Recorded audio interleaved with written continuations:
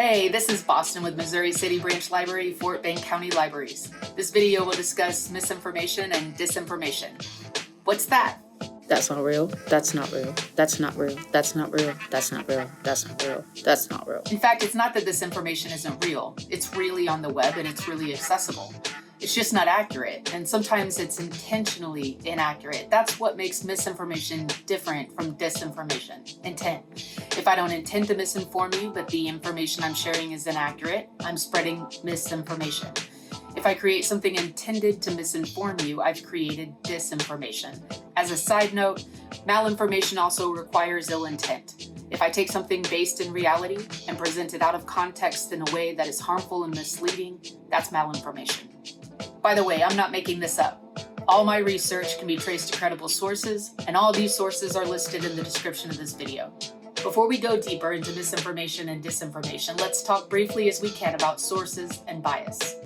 A source is what provides the information. Are there different kinds of sources? Oh, for sure. Oh, for sure. Ow.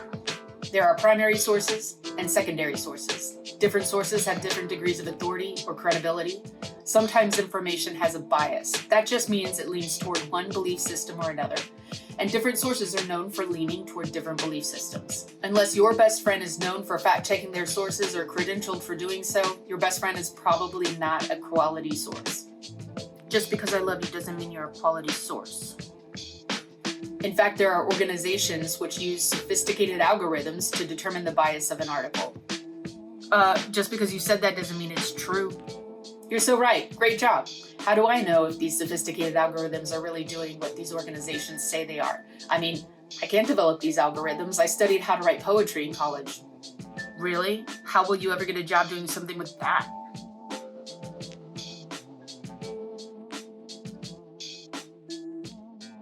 No ma'am. Being around books does not make you smarter through osmosis. Fine. There are ways to determine the authority of a source, which can help you make an informed decision about whether to believe something like algorithms when you can't verify them for yourself. The methods used to determine the authority of a source is outside the scope of this video, but that information is available, sometimes from Fort Bend County librarians. Consuming information that has a bias isn't wrong or bad, and that's not for me to judge anyway. Still, it's important to know if our information has a bias. Why though? It strengthens our democracy if citizens know that the info they're consuming is biased. And by the way, it's easy to point the finger at the other side, but there are truly very limited news sources that are unbiased, and perhaps no source is 100% free of bias. Here are a couple sources to consider. All Sides at allsides.org offers articles on the same topic from various viewpoints or points of bias, so we can easily compare and contrast. Ad Fontes Media, a media watchdog organization also known for its media bias chart. You can go on their website and see how far left or right an article leans, as well as view its rating for accuracy according to their algorithm. Biased information isn't the same as disinformation. Remember that disinformation is inaccurate information created for the intent of misinforming and causing harm. This is how disinformation is spread. No, sorry. That's just a picture of the COVID-19 germ. Disinformation is also spread via word of mouth, but it doesn't matter if you're 6 feet apart and wearing a mask. Fine. Disinformation is also spread via text messages, on social media, via messaging apps, any way you can communicate with another person. Here's a question. What if you have a friend you've known your whole life and you trust that friend completely? Isn't it okay to trust that a message from that friend is the truth? What if you know that person would never lie to you? I trust her with my life. Well, here's the thing. Disinformation is presented in a way that poses like the truth. It certainly doesn't warn us that it might not be true. So if your friend hasn't fact-checked that information, they may believe it's true. Why do people believe it if it isn't true? Let's talk about that.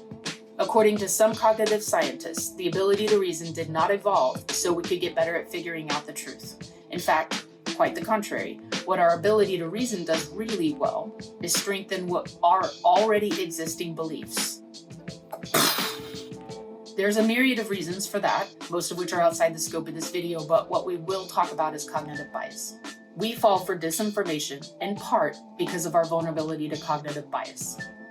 There are different kinds of cognitive bias which will apply here, including confirmation bias, an often unconscious tendency to look for evidence or confirmation for why we are right to believe what we already believe, meaning we don't as often notice what would disprove our beliefs as much as we notice what reinforces them. And motivated reasoning.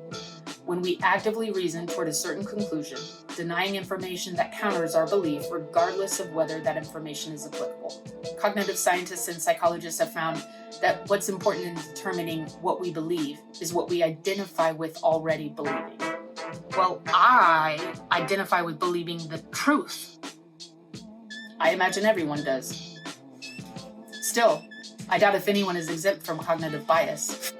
And by the way, even those with the world-changing skills to find out anything we want an answer to, who stand for access to information, equal access to resources, empowering the masses, literacy in all its forms, intellectual freedom, transformation, equity, diversity, inclusion, privacy, advocacy, and public awareness, who sport a trusty library card in their wallets at all times, are as vulnerable to cognitive bias as the next person. So not even library card carrying superheroes are exempt, apparently.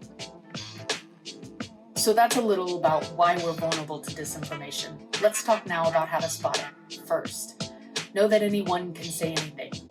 Lots of folks can make a graphic that looks professional and legitimate.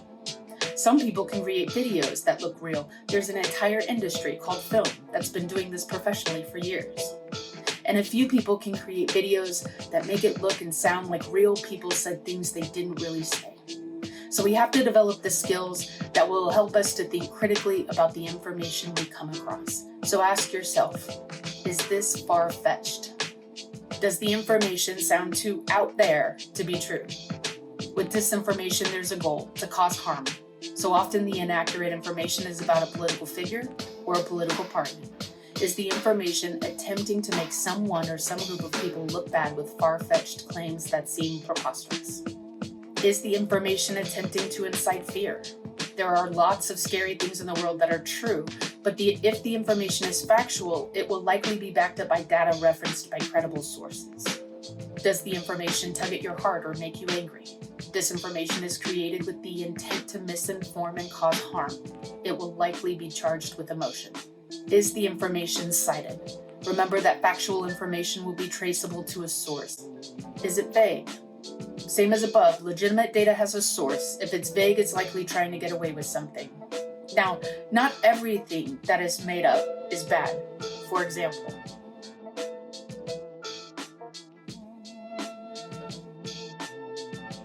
fictional stories are made up and librarians love that stuff. But when we read a book of fiction, we know it's a story. We're not reading it for fact. You made it up. You made it all up. So if you're reading something and it starts with a vague claim like, a newspaper in Texas recently published an article, alerts should go off in your brain. How many news sources in Texas are actively publishing at this time? Texas is a big state. What if it said a newspaper in Rhode Island? Huh? The point is that it's vague. And if it's vague, it's likely vague for a reason, which by now we know is because it's trying to get away with something. Remember when you were a kid and you were trying not to get caught having done something you weren't supposed to do? If you're like me, your first go-to was to feign confusion. No ma, I don't know where I was after school. Where am I now? Your second go-to was probably to utter something vague. I was at a friend's house. The same friend who published that article in a random unnamed newspaper in Texas? Yeah, I think so. So what's a person to do? Well, first, be skeptical. Be very skeptical. Think critically. As stated above, people can manipulate media using sophisticated software. Pictures of something do not necessarily mean what the image seems to show. Be very skeptical of pictures, graphics, videos, especially those that don't show the before and after scenes, and sound bites that seem outrageous. If you think it might be disinformation, fact check it. There are various sites that gather disinformation from the web and write a summary of what parts are accurate, if any at all, and which parts are false. Factcheck.org, Snopes.com, MediaBiasFactCheck.org, TruthOrFiction.com, and then there are websites which specialize in a particular area of fact-checking. OpenSecrets.org tracks where politicians get money and from whom or what corporation, how much, etc.